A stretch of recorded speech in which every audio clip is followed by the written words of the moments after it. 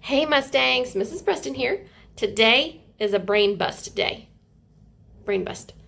Because our brains are so tired. Is your brain tired? My brain's tired. Why are our brains so tired? We're not at school right now. Well, I am. You're not. You get to stay in your pajamas all day. You get to have lunch right there at home instead of in a noisy cafeteria. You don't talk to as many people during the day. You might even have less total work than you have here in school because it's all on the computer. So you're wondering, why am I so tired? And maybe you're not sleepy tired, but maybe you're cranky tired.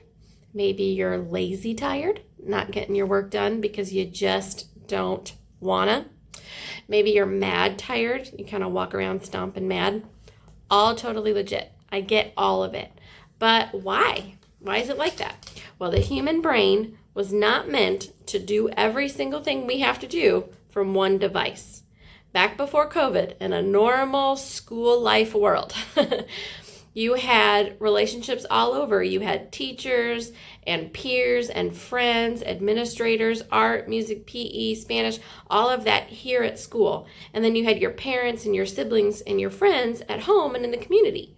Now you have everything right here, probably on the device you're watching me on, right?